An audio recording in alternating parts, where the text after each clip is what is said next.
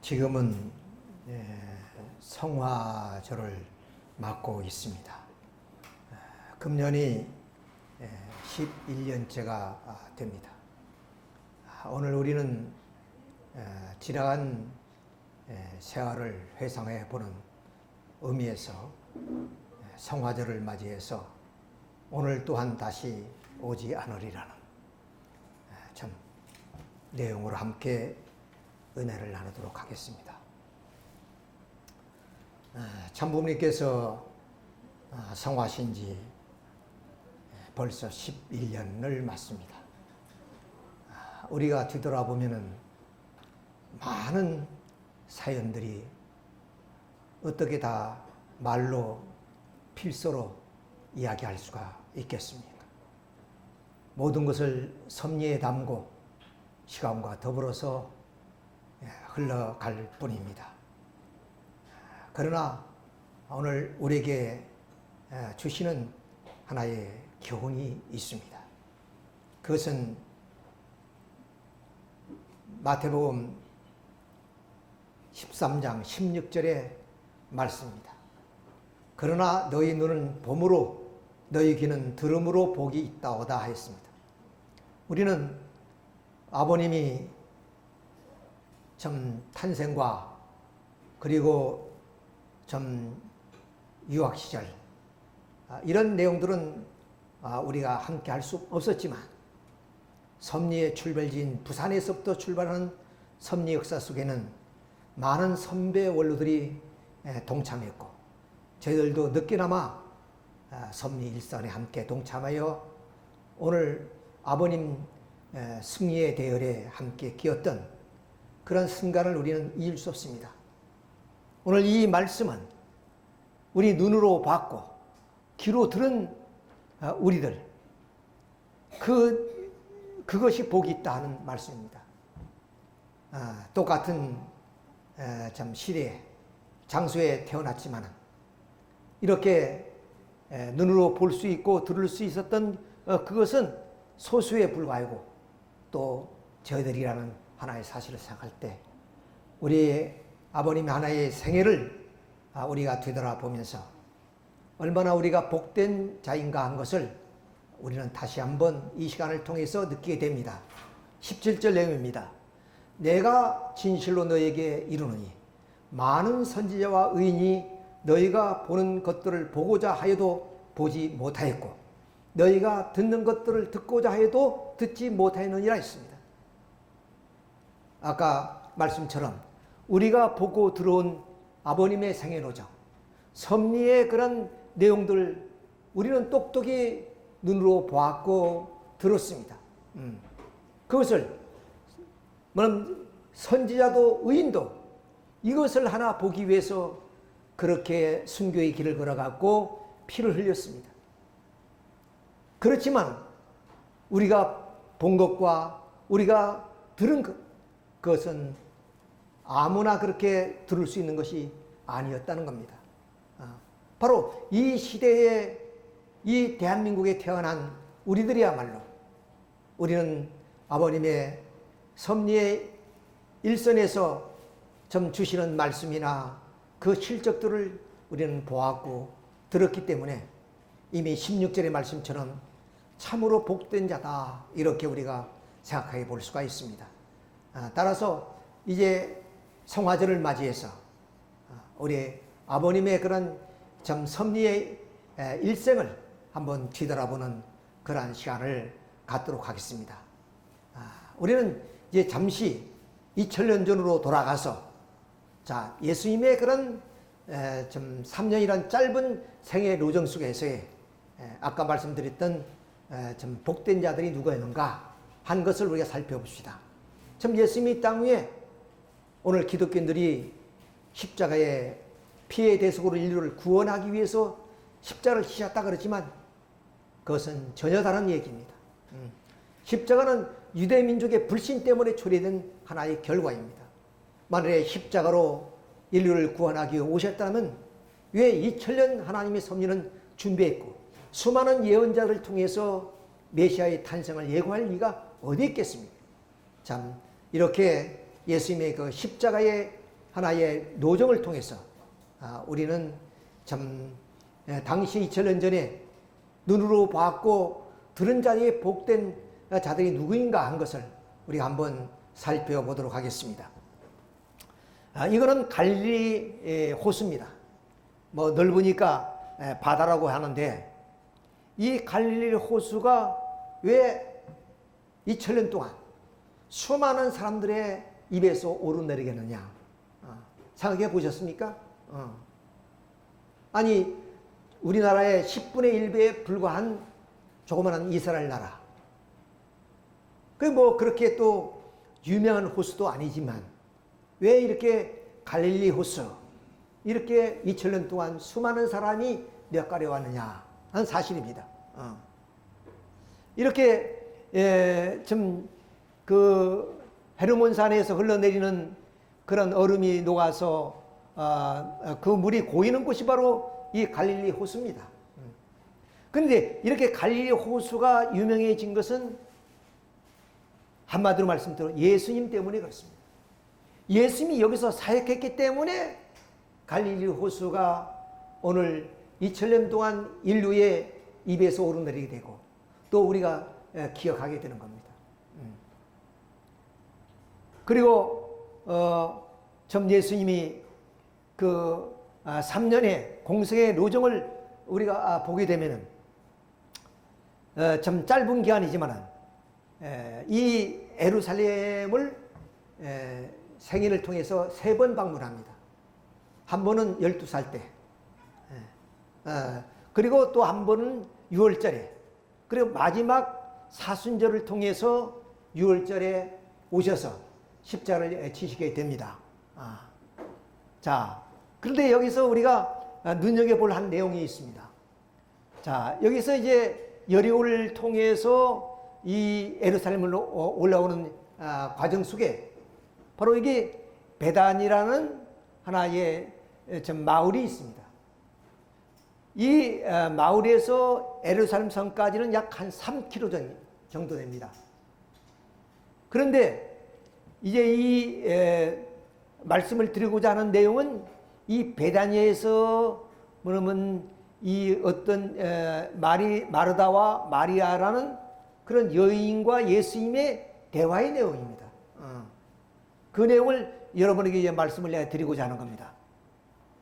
자, 예수님이 이제 이 베다니 골짜기에 이제 찾아오시는데 일찍이 이 마르다와 마리아의 그런 오빠가 있습니다.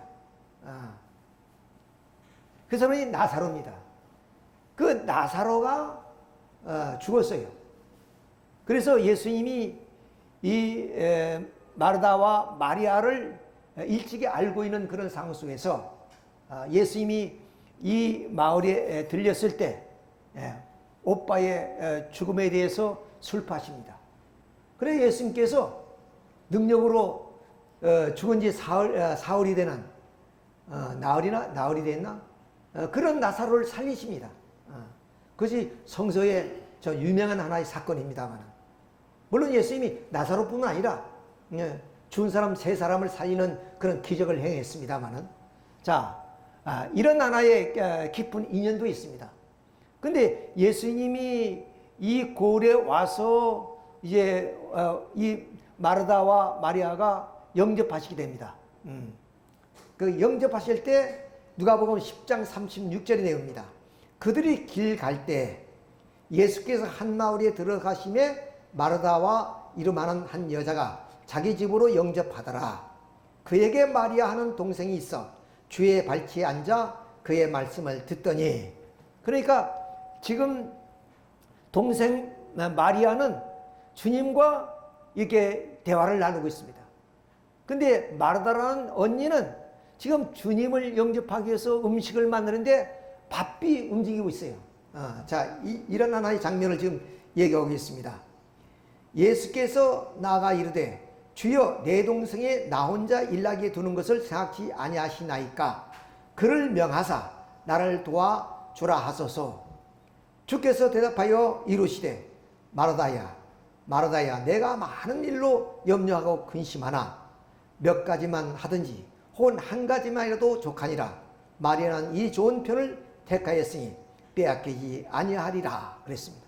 이게 무슨 말이냐면 말씀드린 것처럼 주님을 모시기 위해서 음식을 장만하는데 동생 마리아는 한가하게 주님하고 속닥속닥 이야기를 나누고 있어요. 나 혼자 바빠 죽겠는데. 그러니까 이 점 마르다가 주님한테 가서 주님, 이 마르다가 지금 이렇게 나는 바쁜데 일도 하지 않고 주님하고 이야기하는데 나를 돕게 해 주십시오. 이런 얘기입니다. 그러니까 주님이 무슨 말을 하느냐.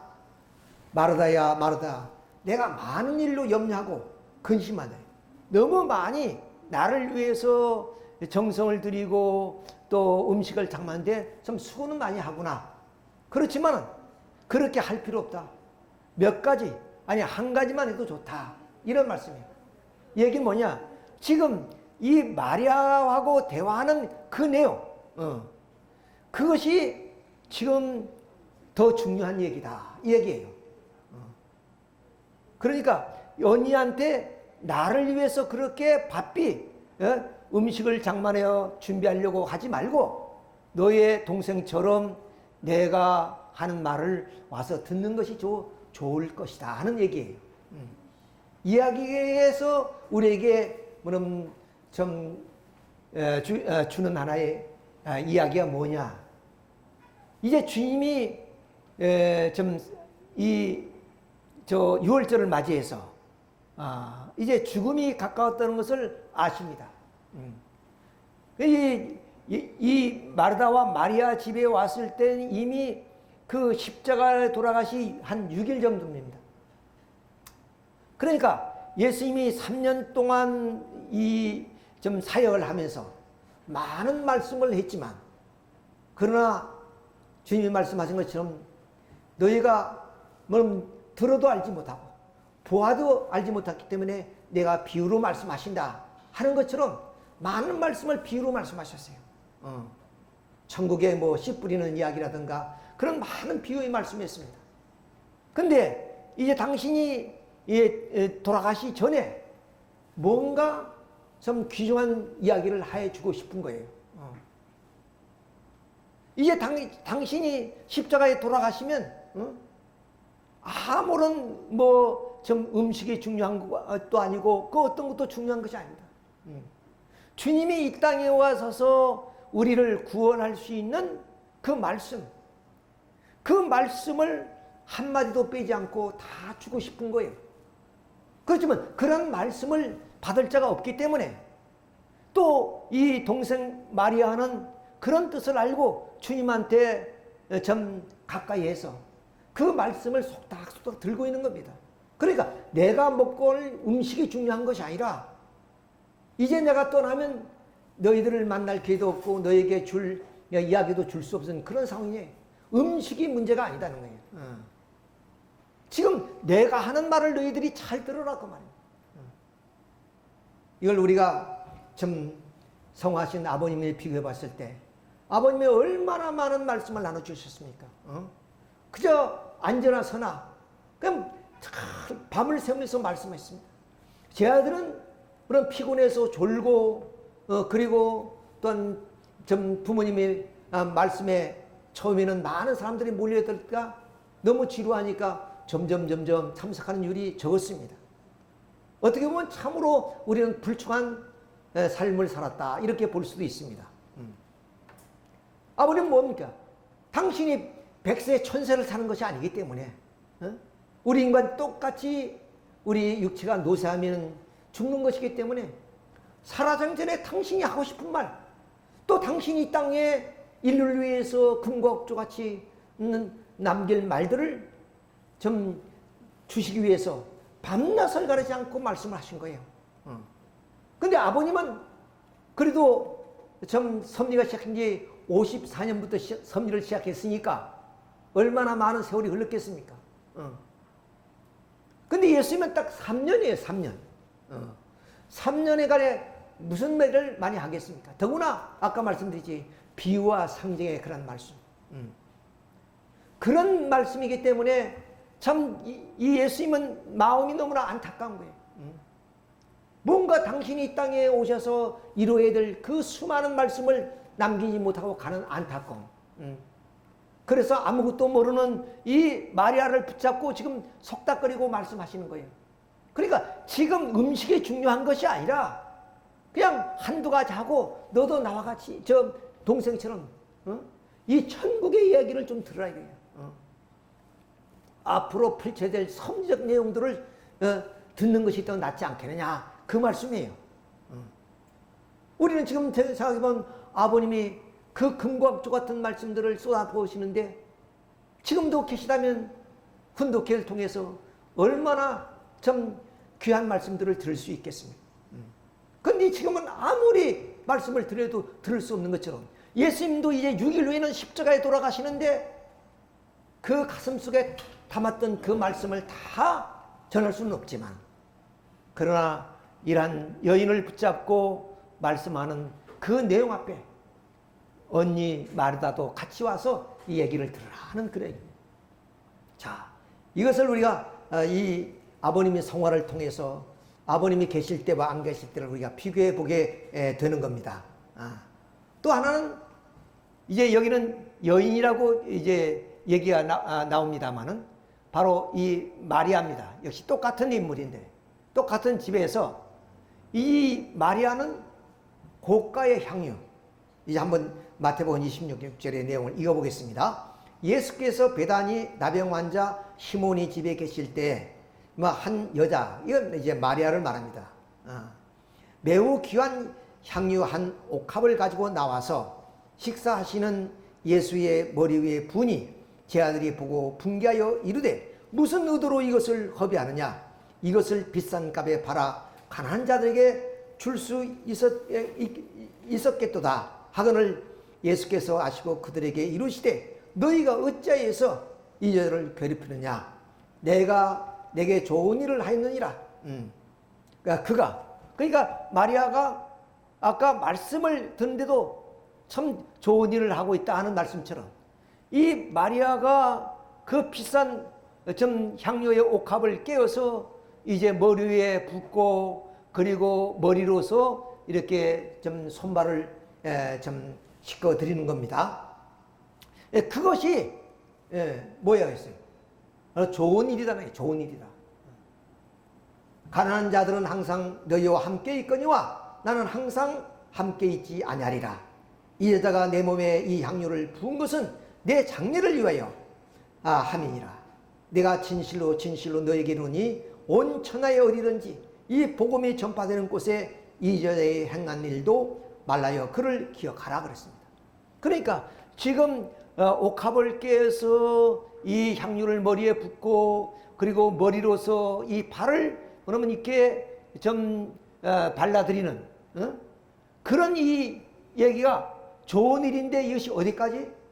복음이 땅끝까지 전파할 때마다 이 이야기를 하라는 겁니다. 그러니까 이 이야기가 얼마나 귀중한 내용이냐 이 얘기를 지금 우리가 알 수가 있습니다.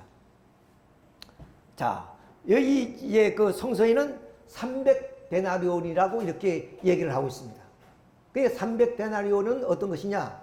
자, 예수님이 오병이어의 기적이 이를 때에 있었습니다. 오병이어. 산에 많은 사람이 들어가는데 점심때 되어서 뭐냐면 나눌 떡이 없는 겁니다. 그래서 그 제자에게 뭐냐면 얘기를 했더니 좀 어떤 사람이 이렇게 딱 떡 5덩어리와 고기 2마리를 가지고 왔습니다. 그걸로 5,000명을 먹입니다. 근데 이 5,000명을 먹을 수 있는 빵값이 어느 정도냐? 200데나리온. 근데 이 향유는 300데나리온이에요. 그래서 학자들의 얘기가 어떤 노동자가 1년에 좀 받을 수 있는 월급 X라고 그렇게 얘기합니다. 그러니까 굉장히 고가예요. 그것을 뭐냐면 깨어서 머리에 붓고 당신이 그 마리아의 좀 머리로 좀 주님의 손과 발을 닦아드린다. 그러니까 제자들이란 말이 아니 이렇게 고가는 차라리 어려운 사람들을 도와주면 오히려 세상 사람들도 칭찬받을 수 있지 않느냐. 이것이 더 좋은 일이 아니냐. 근데 예수님은 전혀 반대. 그것이 아니라 이 행위가 좋은 일이다. 이 말씀. 그러면 사실 말이에요. 자, 가난한 자는 늘 있다. 이게요. 여러분 함께해서 언젠가 여러분들이 형편이 풀리면 도와줄 수도 있다. 그렇지만 이제 나와 함께하는 시간은 앞으로 6일밖에 없다. 그리고 이스라엘 민족의 그런 풍습은 사람이 이렇게 죽으면은 기름을 발라서 방부제 역할을 합니다. 그러니까 이제 뭐 십자가에 돌아가실 때는 좀 거기에 참여할 수 없기 때문에 미리 그 주님이 죽음을 아시고 그렇게 좀 기름을 발라드리는 그런 마리아를 대해서 칭찬하는 내용입니다. 두 가지 지금 내용입니다만은, 자, 예수님의 참 곁에서 마리아가 말씀을 듣는 그것이 옳은 일이다. 좋은 일이다. 그리고 마리아가 그 비싼 점 향유를 부어서 그를 발을 씻는 것도 그것도 옳은 일이고 좋은 일이다. 가난한 자는 늘 함께 너희들과 있지만은 나는 앞으로 너희들과 대할래야 대할 수 없다. 이런 하나의 장면을 통해서 우리는 지나간 아버님과의 추억을 되살려보고자 하는 거예요. 아버님이 읽어놓은 그 엄청난 그 역사의 내용. 어떤 분은 그럽니다.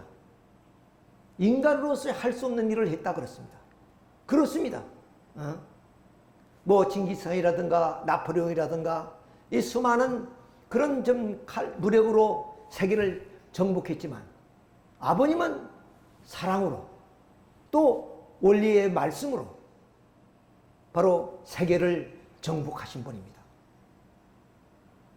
자, 이런 의미에서 오늘 이 2000년 전에 바로 예수님을 중심에서 이 마리아와 마르다의 하나의 그 좀 장면을 우리가 이제는 아버님의 생전의 그 삶을 통해서 우리가 다시 한번 이렇게 비교해 보고자 하는 겁니다. 참, 우리가 이 시절이 얼마나 그립습니까? 우리는 늘 아버님은 좀 영원히 사실 것이라는 그런 느낌 속에 살아왔습니다. 아버님이 이렇게 호련히 가실 줄 누가 그렇게 생각했겠습니까? 물론 우리는 모두가 다 죽는 것이기 때문에 아버님도 언젠가는 돌아가실 거라고 우리가 생각하지만, 그러나 우리 마음속에는 아버님은 늘 계실 것이라는 그런 생각합니다. 그러니까 오늘 하루쯤 훈독에 빠지면 뭐 괜찮겠지. 오늘 또 예배나 집회에 참석하지 않아도 되겠지. 이런 생각을 늘 가지고 있었고, 또 많이 이렇게 참석했기 때문에 그 가치를 우리는 희석되었습니다. 자, 이렇게 우리 아버님은 우리와 함께 이렇게 동행동사하셔서 엄청난 그런 인류사에 좀 업적을 남겨놓고 이제 떠나신 지 11년째가 됩니다. 돌이켜봅시다. 아버님 이제 좀 평양에서 이렇게 걸어서 남하해가지고 부산 땅에 온 것이 1951년 좀 1월 27일 아닙니까? 모든 피난민들이 살기 위해서 부산으로 몰려들었기 때문에 땅 한 평 또 거처할 뭐는 좀 집 한 채 없는 그런 곳에서 그렇게 좀 나그네처럼 그렇게 인생을 좀 삶을 시작하게 되었습니다. 그때 당시에 이 부산의 모습입니다. 이렇게 피난민들이 거처할 곳이 없으니까 그냥 뭐 거정만 있으면 이렇게 좀 형식적으로 해서 좀 음악처럼 그렇게 살았습니다. 이것이 바로 1950년 그 전쟁 당시에 우리들이 자화상입니다.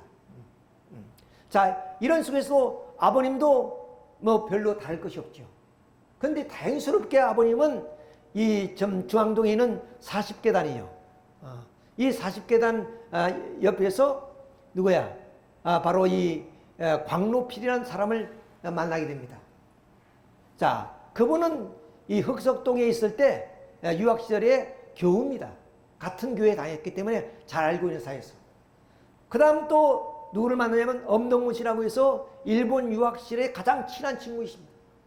이분을 만납니다. 그래서 이분 신혼방에서 지내기도 했습니다.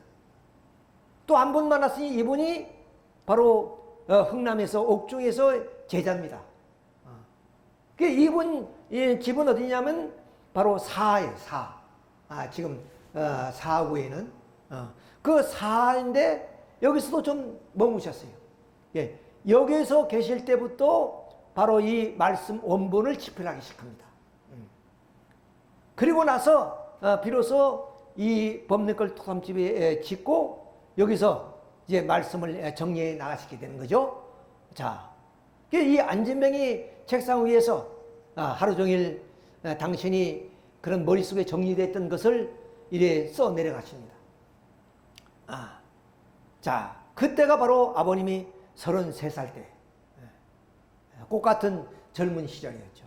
자, 그때 이제 집필한 하나의 원리 원본은 이제 그 내용이 바로 창조원리, 다락론, 복귀원리로서 바로 이것이 오늘날 우리 통일원리라고 얘기하는 겁니다.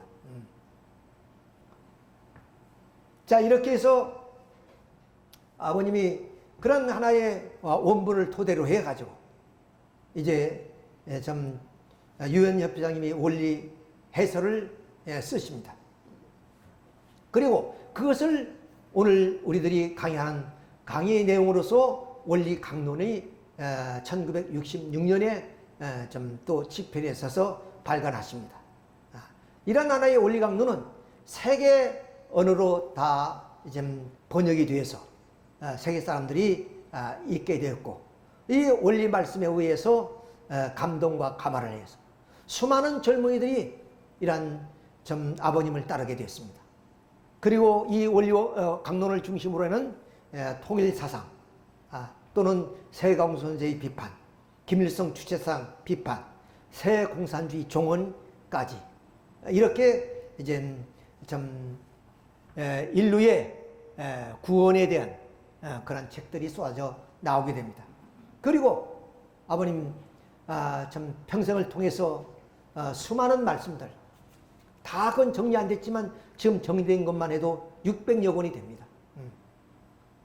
그러니까 2000년 전에 예수님은 3년 동안에 좀 이와 같은 말씀을 다 좀 주시고 싶었지만 너무나 짧은 생이기 때문에 그 말씀을 맞추는데 아까 마르다와 마리아 집에서 속삭이는 내용들이 짧은 시간이지만은 음식을 먹는 것보다 그리고 그 무엇보다도 중요한 시간을 강조하고 계시고, 그리고 마리아의 그 고가의 향유를 깨어서 당신을 발라주는 그것이 뭐냐면 이제 가난한 자를 도와주는 것보다 값진 것이다.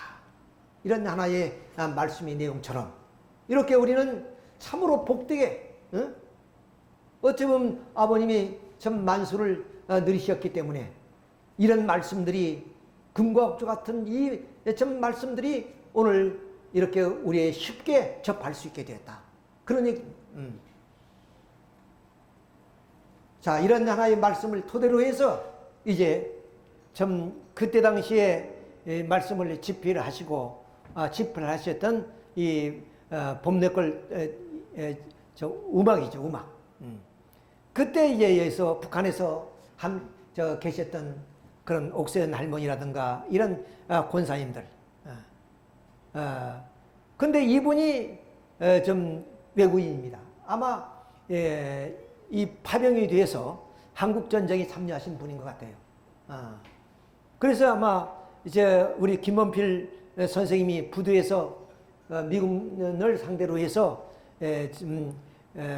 노동을 일을 했기 때문에 아마 친해서 아마 같이 찾아오신 것 같습니다.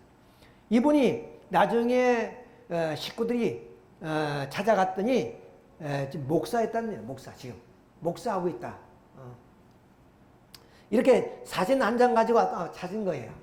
지금 램제이 목사다 이렇게 이제 얘기를 하더라고요. 자, 그리고 거기서 이제 53년 휴연이 되니까 이제 아버님은 이제 그 제자들과 함께 서울로 올라오시죠. 그래서 여기에 뭐는 1954년 5월 1일 날 문고봉 등록에 의해서 세계 기독교 통일신령협회라는 그런 종교 법인 인가를 받습니다. 그것이 바로 이 집이에요. 그러니까 여기에 좀 유엔 협회장이 하시는 말씀을 우리가 잠시 봅시다. 이제 그 간판을 붙여 놨는데 오는 사람 가는 사람이 다 보고 이거 뭐 세계 기독교 통일 일을 해가지고 하며 비웃었습니다. 놔두는 사람들은 몇 사람 되지 않고요. 그리고 남의 집과 집 사이에 골목 가운데 쓱 들어가면 안에 조그마한 우물이 하나 있고 그리고 온돌방 둘인데 온돌방은 3조 반이나 될까요? 4조가 좀 못 될 거예요. 그런 온돌방 둘하고 마룻방 하나하고 뜰이라고 몇 평 안 되는 조그만한 집. 거기서부터 이제 세계 기독교 통일신령협회 세계를 통일할 수 있는 역사가 시작된 것입니다. 물론 우리는 이때 없었지만은 우리 좀 초창기에 일찍 들어오신 원로 선배님들은 함께 하셨던 거 아니겠어요? 그러니까 아주 우리는 가까운 그런 하나의 좀 관계를 갖고 있습니다. 자, 그러다가 이제 뭐 여러 가지 좀 학생들이 이화여대나 연세대학 학생들이 좀 원리 말씀을 듣기 위해서 몰려들기 시작합니다. 이래서 결국에 7.4 사건이 벌어집니다. 7.4 사건이라는 게 아버님이 바로 좀 서대문 형무소에 들어가는 그런 사건입니다. 자, 그런 하나의 사건 과정 속에서 지금 서울역 뒤편에 있는 청파동에 일본 시대의 건물을 구입하게 됩니다. 여기서부터 본격적인 선교와 세계 선교가 시작됐다고 우리가 볼 수가 있습니다. 자, 이래서 선생님이 10월 14일 날 나오시는데 무죄 석방으로 나오시죠. 뭐 여러 가지 무슨 뭐 좀 음란죄니 뭐니 이렇게 뒤집어 썼는데 이렇게 재판을 통해서 무죄 석방을 해서 나오시는 장면입니다. 자, 이러므로 말미암아 이제 이 청파동 이 본부교를 통해서 선교가 시작되고 또 이화여대 학생들 14명이 작당하고 또 5분이 교수님이 이제 학교에서 쫓겨나게 되죠. 자, 이런 하나의 역사 속에서 오히려 교회는 부흥하기 시작합니다. 그래서 뭐 부산, 대구, 대전 이런 인천, 광주로 쭉 뻗어나가기 시작해요. 그러니까 종교 역사를 보면 항상 그 핍박과 그리고 박해가 있을 때는 비록 지하로 들어가지만 더 열정적입니다. 그것처럼 우리 통일교회도 이렇게 핍박 가운데 아버님이 감옥에 갔다 왔으면 세상 사람들은 어떻겠습니까? 얘 통일교는 사라졌다고 생각할 수도 있을 것입니다. 그런 가운데서도 이렇게 새로운 교회가 세워지고 또 이렇게 좀 학생들이 몰려오기 시작하고 이러면서 선교가 시작되어지는 겁니다. 근데 아버님은 혼신을 다해서 그말로 좀 우리에게 주시고 싶은 말씀을 지금 토해내시는 거예요. 밤낮을 가리지 않고. 그 말씀은 6천년 동안 인간이 타락으로 좀 사탄한테 빼앗겼던 말씀. 감춰진 말씀. 말씀 요한복음 16장의 말씀들에 진리 성령이 오시면 너에게 비유와 상징이 아니라 박히 일러주시겠다는 그 말씀. 그 말씀이 얼마나 많은 말씀입니다. 생각해 보십시오. 하나님의 섭리가 6천년이랍니다. 6천년. 그 6천년의 사연을 어떻게 한 인간의 생애를 통해서 다 이야기할 수 있겠습니까? 6천년의 사연을 아버님이 메시아로 이 땅에 오셔서 우리에게 만수를 누리고 주신다 하더라도 그걸 다 주실 수 있겠습니까? 그 사연들이 얼마나 많습니까? 가인과 아벨의 사건, 그리고 노아 홍수 심판 사건, 아브라함의 그런 고향을 떠나간 그런 하나의 사건, 그리고 야곱이 고향을 떠나서 21년 동안 외삼집에서 살았던 그 슬픈 사연들, 그리고 다말이 시아버지를 유혹해서 베레스와 세를 내는 하나의 과정, 이건 도저히 용납될 수 없는 그런 음란 행위입니다. 그럼에도 불구하고 목숨을 걸고 그렇게 섭리를 이루어 나왔던 그런 사연들이 어떻게 해서 그럼 한순간에 다 이야기할 수 있고 그리고 한 분이 생애를 통해 이야기할 수 있느냐. 그러니까 밤낮을 가리지 않고 말씀을 하시는 거예요. 자, 이럴 때 많은 우리 원로 선배들이 들어왔습니다. 저희들도 이러한 과정 속에서 들어왔습니다. 저희 입교가 1962년 8월 2일입니다. 네, 들어왔더니 하시는 말씀이 이 표현서는 1년을 지나야 이 표현서를 쓸 수 있다 그래요. 그래서 1963년 6월 23일이 저희 입교일로 됐습니다. 거의 1년이 좀 다운됐죠. 어떻든 간에. 자, 이렇게 해서 이제 50년대를 지나고 60년대로 이제 들어오게 됩니다. 그리고 이 50년대 말쯤에 이화여대생들이 14명이 퇴학당했다죠. 그게 명단입니다. 이분들이 다. 자, 그래서 이제 아버님도 이제 추록하시고 이렇게 이 대학생들 1년을 맞는 그런 기념으로 사진을 찍고 왔습니다. 이렇게 바퀴를 넘어서 교회는 성장하기 시작합니다. 놀랍게도 말입니다. 근데 이분들이 몇 개월을 남겨놓고 퇴학 당하신 분도 있어요. 4학년, 이게 조금만 있으면 졸업할 그런 시간에 퇴학당했단 말이에요. 너무나 뭐하기 때문에 바로 아버님이 이제 이분들을 저걸 승명여대로 옮겨서 승명여대에서 졸업한 장면입니다. 왜? 그 이왕 공부했으니까 학사증은 받아야 되니까. 이렇게 해서 이화여대 학생들이 퇴학당해서 승명여대 가서 거기서 이제 학사증을 받은 거예요. 자, 이런 사연을 우리가 보면서 참 마음이 아프죠. 자, 근데 이 사진은 어떤 것이냐면 야목의 차상순 목사님이 평양에서 아버님을 모시던 분이에요.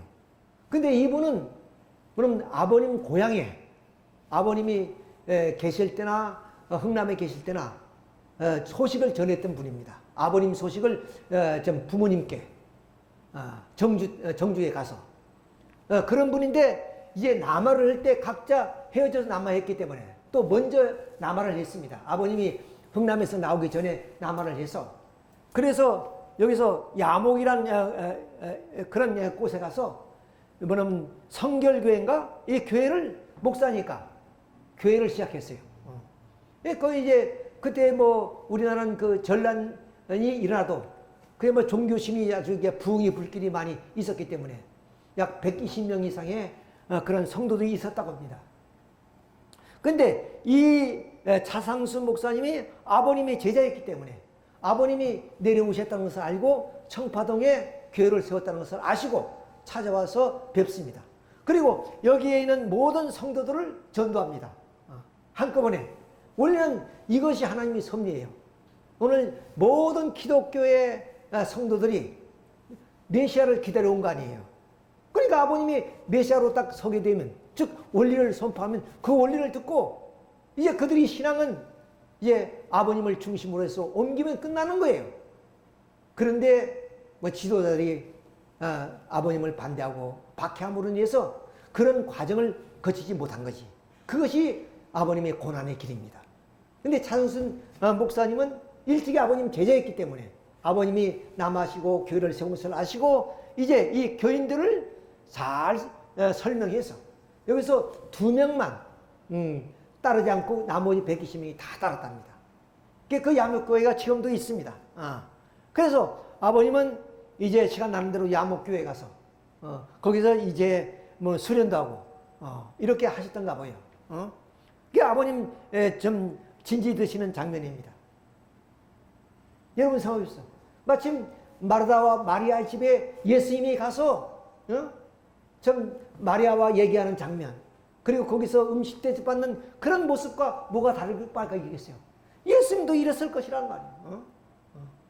그 예수님은 그렇게 해서 6일 만에 십자가에 돌아가십니다. 아버님은 이런 고난을 이기시고 세계가 인정하는 인류사에 없는 그런 업적을 남기신 겁니다. 이것이 오늘 우리들이 마음속에 뭐는 지워질 수가 없는 거죠. 뭐는 가슴속에 우리는 이렇게 담고 살아온, 담고 살아온. 그래, 이런 시대에 아까 마태복음 말씀처럼 너희가 보고 들은 것이 복이 있도다 그렇습니다. 근데 많은 역사 속에서 뭐냐면 선지자나 의인들이 너희들이 보고 있는 것을 보고 싶었고 너희들이 듣는 것을 듣고 싶었지만 그들은 듣지 못했다. 오늘 기독교인들이 그렇고 이 민족에 같이 태어난 한 시대에 같은 사람들도 그 이야기를 보지도 못하고 듣지 못했다. 그러니까 우리가 얼마나 복된 자냐 하는 것을 우리가 알아야 해요. 우리는 늦게나 그래도 우리는 이런 사진을 통해서 우리가 보고 듣고 있지 않습니까? 자, 이렇게 해서 이제 선교화되기 때문에 많은 젊은이들이 참 원리 수련을 통해서 3일 수련, 7일 수련, 20일 수련, 40일 수련. 보통 20일 수련 받으면 다 지도자로 그러면 개척지로 나갔습니다. 40일 수련 말할 것도 없고요. 때로는 학업을 중단하는 학생들도 있고 직장을 그만두는 분들도 있었고 또 농촌에서 그야말로 부모를 도와서 농사짓던 사람들이 경위와 호미를 다 두고 그야말로 좀 혈단신 개척지로 가서 2년 넘는 곳에 가서 처음 밑에서 밤을 지새면서 이 말씀을 전하여 이런 저 부흥의 불길이 불길처럼 들불처럼 일어났던 거예요. 자, 이 얼마나 좀 이 젊은이들 껄껄한 젊은이들 지금 이 역전이 왔습니다. 아마 무슨 수련을 마치고 이제는 미션을 받고 그야말로 좀 면면천천으로 나가는 거 아니겠어요? 자, 얼마나 멀리 있습니까? 이런 시절이 우리 있었단 말이야. 이런 시절에 우리는 나는 학생이었지만 우리 원래 선배들 아닙니까? 이런 분들이 지금 우리들과 같이 살고 있어요, 다. 그러니까 아버님에 대한 추억, 아버님의 그런 삶에 대해서 얼마나 많은 내용들을 보고 들었겠습니까? 그것이 복되도다 했어요. 복되도다. 수많은 선지자, 의인들이 그것을 보고 싶어도 보지 못했고 듣고 싶어도 듣지 못하는 것이 너희들은 보고 들었으니 너희들이 복되다 하신 말씀이에요. 자, 보십시오. 고등학생 같아요. 그때는 고등학생들이 많이 들어왔습니다. 그리고 이렇게 이제 면면천천에 가서 이렇게 좀 통일교 대붕해다 뭐 이래가지고 붕해를 계속했어요. 또 우리 좀 이렇게 저 권사님들이죠. 이렇게 권사님들은 이 공원에 가서 뭐 탑골 공원이라든가 효창 공원이라든가 이런 공원에 가서 지금 흙판 걸어놓고 이제 원리 강의를 하는 거예요. 이런 시대가 있었단 말이에요. 이런 시대. 이런 시대. 그리고 이렇게 이건 천안 통일교에서 아마 이게 원리 대강연을 한다고 이렇게 알리는 장면인 거예요. 거리에 나가서. 이렇게 해서 참 들불처럼 이렇게 부흥의 불길이 타올랐던 그런 시절을 우리가 뒤돌아봅니다. 이것은 부산교회입니다. 부산교회. 보십시오. 부산교회도 여기에 뭐 학생들 그리고 우리 처녀 아가씨들 이렇게 얼마나 참 껄껄한 젊은이들이 이거 다 뭐 새빵교회 아닙니까? 새빵교회. 이런 데서 그야말로 좀 수련도 하고 이러해서 참 원리 말씀이 좀 전국으로 퍼져나가는 뿐이겠습니까? 이제는 이해를 못하는 기독교인들을 불러들여서 초급합니다. 교파를 초월해서 이 원리 말씀을 전하는 거예요. 그래 누가 쉽게 오겠습니까? 목사들 만나고 전도사를 만나서 설득하고 설득해서 이렇게 좀 부르다가 원리 말씀을 전하는 이런 장면도 함께 병합니다. 이어서 이제 참부모님이 이 땅에 정말로 우리에게 주시고 싶은 것이 뭐야? 말씀을 통한 축복입니다. 아무리 금과 좋은 말씀을 우리에게 줬다 할지라도 축복받지 못하면 아무런 의미가 없어요. 아무런 의미 없어요. 축복이 곧 구원이니까. 그 말씀은 바로 축복으로 구원으로 인도하기 위한 말씀이에요.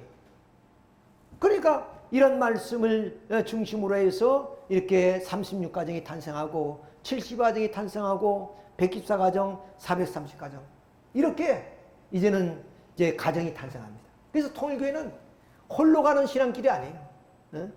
부부가 가정을 통해서 천국 가는 길이란 말이에요. 그것이 2000년 전 예수님도 그렇게 하시려고 하다가 3년밖에 살지 못했기 때문에 아마 마리아에게는 이런 얘기 하지 않았을까요? 축복에 대한 이야기.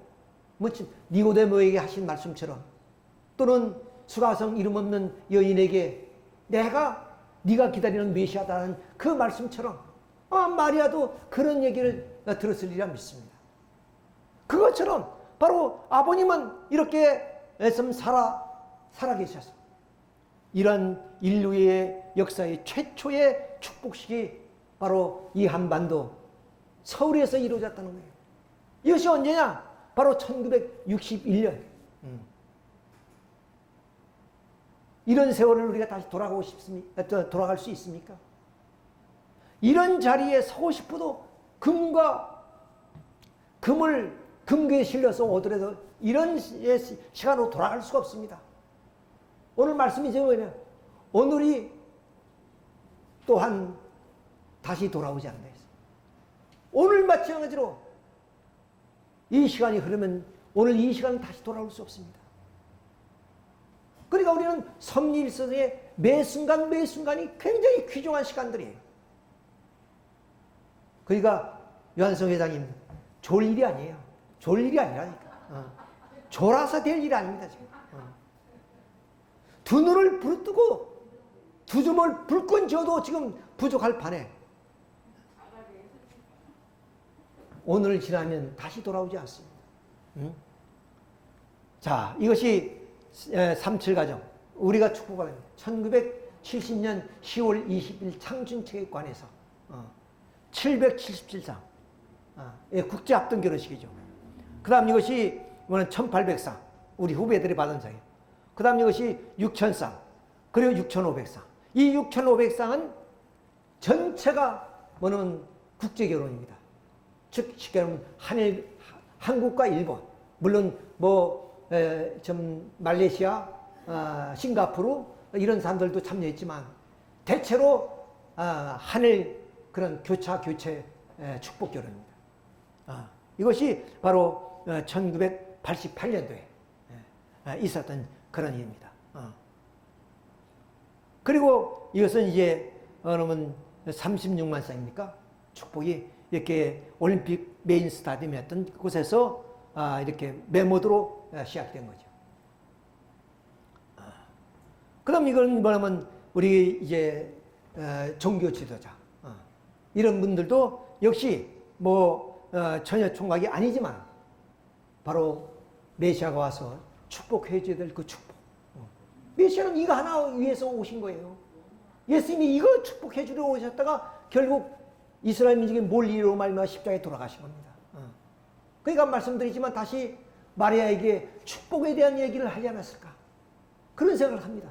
성서에 기록이 없지만은 이거 하나 위해서 아버님 이거 하나 말씀해 주기 위해서 평생을 쥐하를 가리지 않고 말씀하신 거예요. 자, 그런데 세계는 넉넉지 않았습니다. 바로 한국 동란이 끝나자마자 냉전 체제가 됩니다. 소련의 공산주의 위성국가를 중심한 소련을 중심한 하나의 불의 세계로 그리고 미국을 중심한 자유민주주의 진영이 나누어져서 그동안 20세기는 이렇게 공산주의가 세계의 적화를 위해서 퍼져나가는 그런 시대예요. 이건 누구도 막을 길이 없었습니다. 누구도. 바로 유라시아에 있어서의 모든 이 불길은 전 유라시아를 다 점령해 버렸습니다. 근데 딱 하나 한반도에 3% 이남만 남았어요. 이남만 남았어요. 여기에 아버님이 승공의 기치를 들고 국제승공연합을 창설하십니다. 그래서 이렇게 불길처럼 번지는 공산주의를 막기 위해서 투쟁을 하신다. 투쟁을 하신다. 그런데 오늘은 속수무책으로 자유진영은 젊은이들이 거기에 다 넘어갑니다. 왜? 공산주의의 그런 유물론, 변증부처 유물론, 유물사관, 자본론 이런 사상에 의해서 뭐는 젊은이들이 속절없이 다 넘어가는 거예요. 여기 아버님은 결국 승공사상이라는 것을 내것이고 여기에 국제승공연합의 네트워크를 조성해서 국제공산주의와 싸워나가는 그런 일전을 벌이게 돼요. 일전을. 그래서 아버님은 반공주의자입니다. 누가 뭐라도 아버님처럼 반공일선에 선 사람 없습니다. 이 나라가 38선 중심하고 첨예하게 뭐냐면 북한과 대립하는 그런 과정 속에서 박정희 대통령이 혁명을 일으켜서 국시를 뭡니까? 반공을 국시로 삼도했습니다. 국가의 첫 번째 그런 나라의 과제다 그 말이야. 그럴 때도 아버님만큼 이런 체계를 가지고 공산주의와 맞대를 하는 사람이 아무도 없었습니다. 그냥 구호입니다. 구호. 그런데 아버님은 그런 공산주의 사상을 격파할 수 있는 그리고 그에 대한 대안을 제시할 수 있는 그런 순공이론 체제를 갖추고 반공일선에 바로 서신 겁니다. 이렇게 해서 여의도에서 이렇게 이런 대회를 이렇게 하셨죠. 여기에 수많은 외국의 우리 젊은이들이 모여들어서 만약에 이 한반도에 6.25 같은 전쟁이 일어난다면 의형군으로 참여하겠다. 그래서 이렇게 구국 세계 대회를 열게 됩니다만 이런 대회를 마칠 때까지 아버님은 이렇게 친히 국제승공연합을 세우시는데 우리 대한민국 아니라 일본도 그리고 대만도 이렇게 국제적인 그런 나라의 승공연합을 창설하게. 그래서 승공연합 안보 결의대. 어떻게 종교 집단이 어떻게 이렇게 반공운동을 할 수 있느냐. 바로 이것은 기독교가 해야 될 일입니다. 왜? 공산주의는 무신론 줄 아닙니까? 무신론주의 사상이 바로 이 교회를 타도하고 그리고 이 땅에 잡은 것을 타도해서 공산주의 사상을 세우겠다는 거 아니야? 무신론 세계를 만들겠다는 거 아니야? 그러니까 하나님을 믿고 있는 기독교가 앞장서는데 하나님을 믿고 있는 기독교가 무기력하기 때문에 여기 아버님이 일선에 서서 공산주의를 정면으로 대결하고 여기서 대결을 했던 겁니다. 이런 대회가 전국 곳곳에서 이렇게 이루어졌다는 것을 우리가 기억합니다. 이것이 스탠리에 있는 중앙소련서입니다. 여기에 대한민국의 그래도 젊은이들, 지도자급은 다 여기 와서 교육받았습니다. 여기가 교육받지 않은 사람 한 사람도 없습니다. 그건 뭐야? 바로 참 부모님의 순공이론을 통해서 그러면 이제 이론은 칼은 칼로 그렇게 대처하는 그런 상수에서 우리밖에 공산주의 이론을 답하고 대안을 제시할 수 있는 그런 이론 체계가 없습니다. 그런 이론 체계를 우리가 세워서 젊은이들을 교육시켰다는 거예요.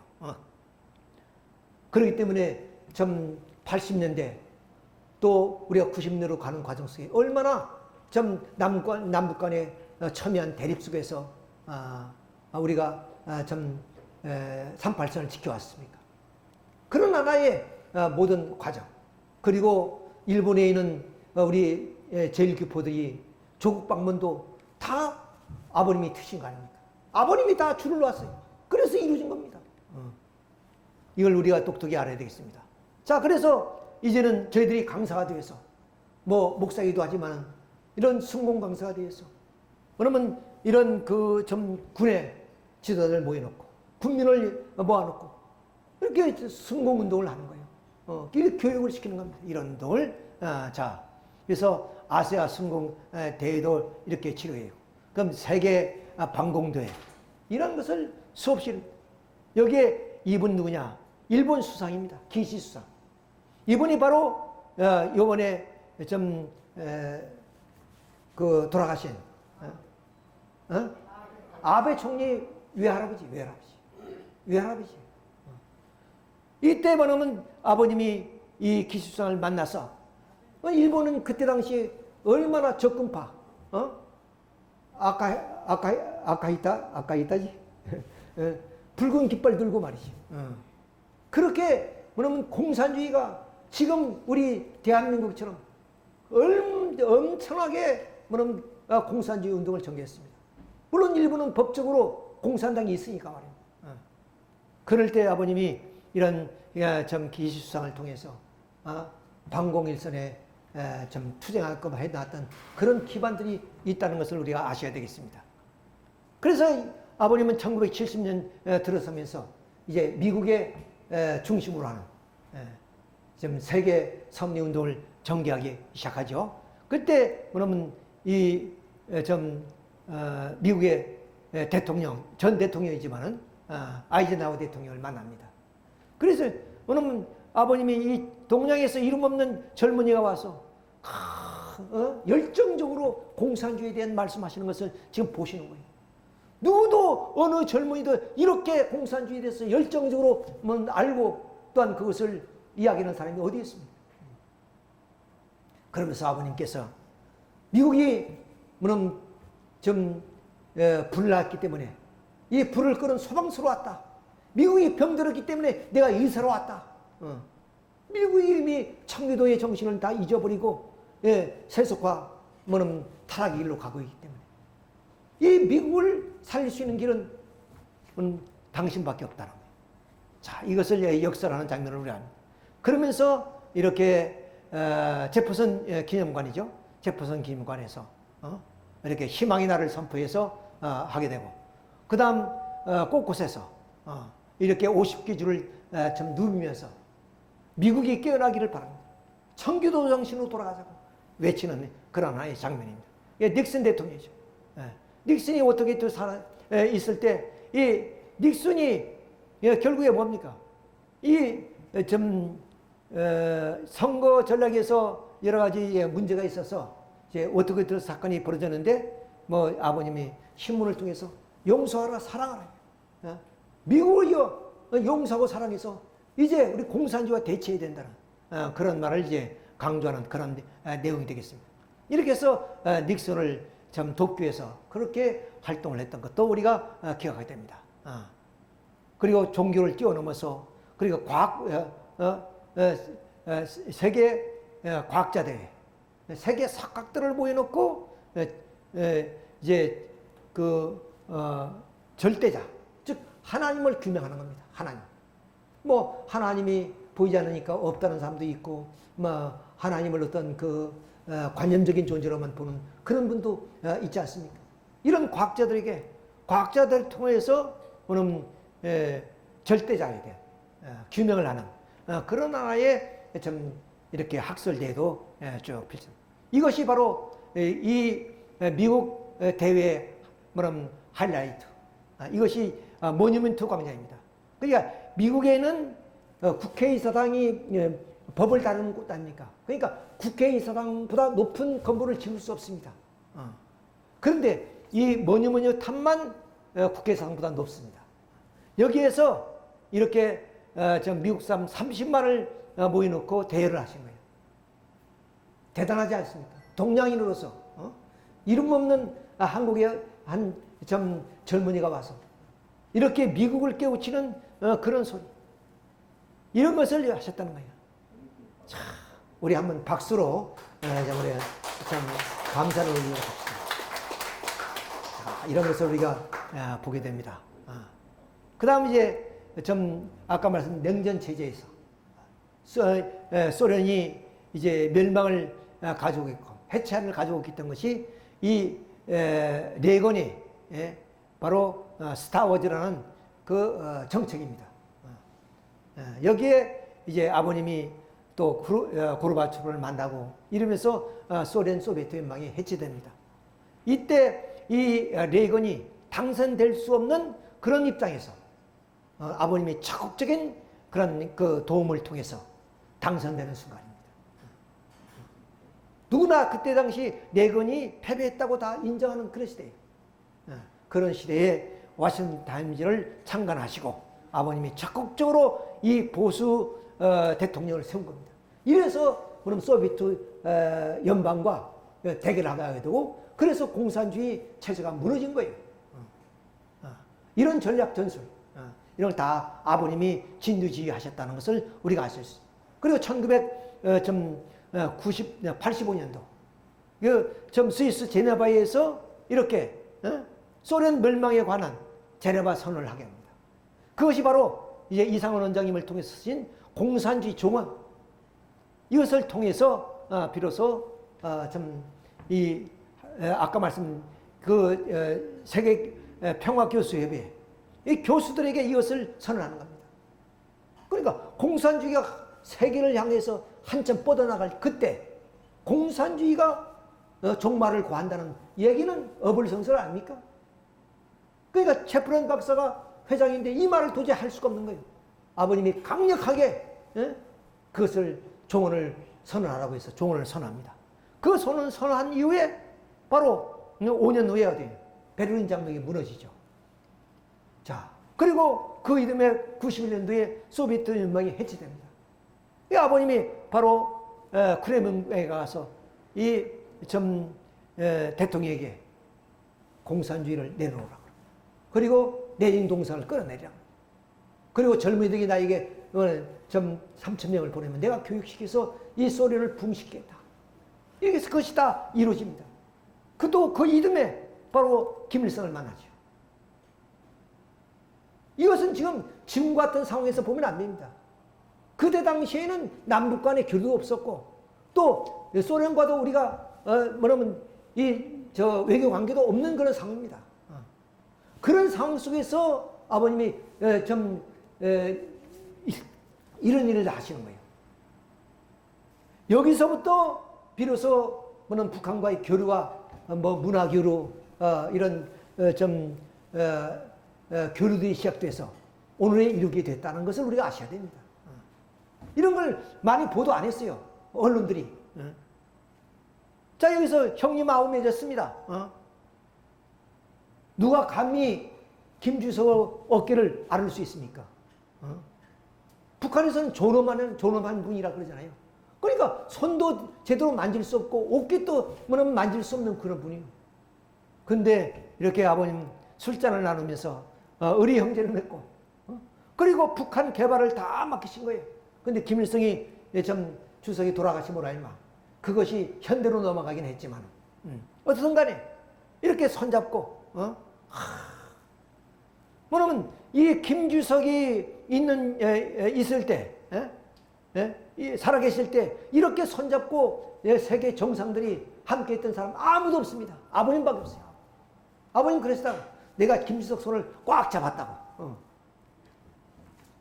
자, 이렇게 해서 북한에 다녀오셨기 때문에 북한과 교류가 시작된 겁니다.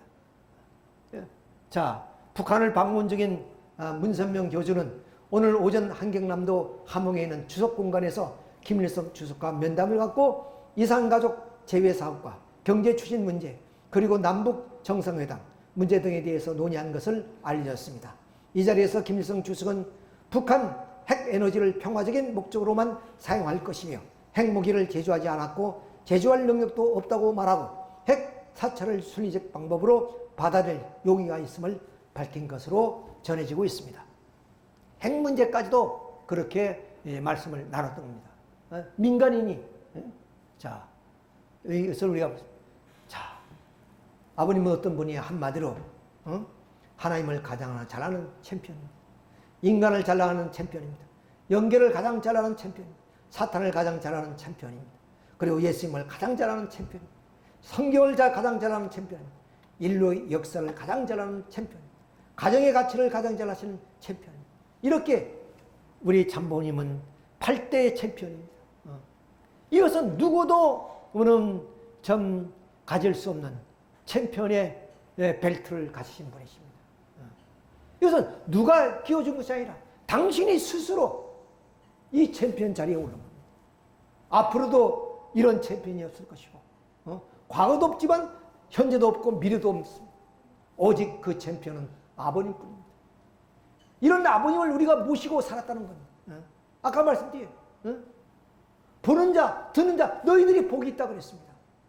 같은 시대에 같은 그런 대한민국에 태어난 사람도 우리의 5천만 그런 우리 백성들 가운데 아버님을 직접 뵙고 아버님 뜻을 따른 사람이 몇 명이나 됩니까? 몇 프로나 되겠습니까?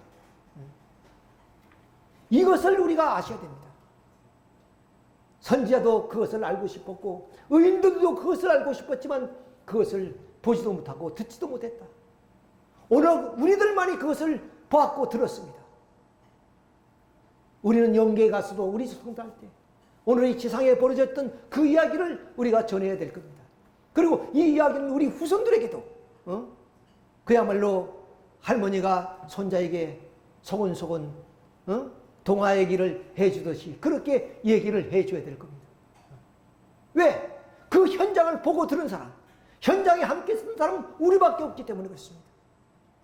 이야기로 입으로 전해지는 얘기보다 그 현장에 있었던 우리들의 이야기가 더 팩트가 아니겠습니까?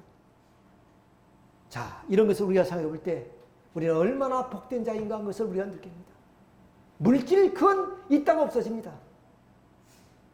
억만장자도 노쇠하면 죽습니다. 다 놔두고 가는 거예요. 그래서 우리의 삶의 기준이 물질이 되어서는 합니다. 이러한 고귀한 가치를 통해서 우리는 우리의 삶의 기준을 삼아야 되고 우리가 비록 배운 것도 없고 가진 것도 없고 참 사회에 인정을 못 받는다 할지라도 우리는 역사상에 영원히 지울 수 없는 지금까지 인간의 역사는 다 지어지는 겁니다. 그런 하나의 역사 속에서 하나님이 섭리사는 영원히 남아지는 거예요. 그 영원히 남아지는 섭리사 속에 우리가 있는 겁니다. 요한, 야곱, 베드로가 어떤 사람입니까? 어부에 불과했던 사람이에요. 그러나 오늘 요한, 야곱, 베드로의 이야기를 수많은 사람이 읽어내려갑니다. 성경인 베스트셀러 중에 베스트셀러입니다. 얼마나 많은 사람이 2000년 동안 읽겠습니까? 그 속에 요한, 야곱, 베드로가 있었습니다. 요한, 야곱, 베드로가 잘난 것이 아니라 위대한 스승을 만났고 위대한 스승과 함께 생사를 고락을 같이 했기 때문에 그렇습니다. 마찬가지입니다. 우리들의 이야기가 앞으로 천년 만년 바로 이야기거로 남아질 것이다. 왜? 우리는 들은 것이 있기 때문에 우리는 보았기 때문에 예수님 말씀 복이 있도다. 그 복 이제 아버님의 그런 좀 사랑의 왕권은 이방님을 통해서 이렇게 내려가시게 됐습니다. 그리고 3대 왕권을 통해서 만세대로 이어지게 되는 거 아니겠습니까? 자, 이렇게 이어지는 하나의 과정 속에서 바로 한시 어머니의 타락으로 말미암아 잠깐 혼란이 좀 이어지고는 있습니다만은 그러나 그것 또한 다 지나갈 것입니다. 이제 2대 왕과 3대 왕권을 중심으로 해서 새롭게 아버님이 세우신 세계적인 그런 기반, 영적인 기반, 육적인 기반 모든 것을 통해서 이제 하나님의 섭리는 예수님의 십자가로 얼마 2000년 역사가 흘러갔지만 앞으로 참으로 짧은 기간 속에 놀라운 기적 같은 일들이 일어나게 될 것이다 하는 것을 우리는 아셨습니다. 그 역사 속에 우리는 동참자요, 참여자요, 그리고 함께했던 우리들입니다. 우리는 보았고 우리는 들었습니다. 어느 선지자도 어느 인도 보려고 했던 것이 그들의 삶이었습니다. 그러나 우리들은 참 부족함이 많고 잘난 것도 없지만 우리는 그 현장에서 보았고 우리는 들었고 함께 그 역사 앞에 참여했던 우리들입니다. 그러니 우리의 삶이 영원히 역사 속에 섭리사 속에 기록되어서 익혀지게 될 것이다 하는 그런 하나의 말씀을 드리면서 오늘 아버님 성화 11주년을 맞이해서 말씀을 마치도록 하겠습니다. 여러분 수고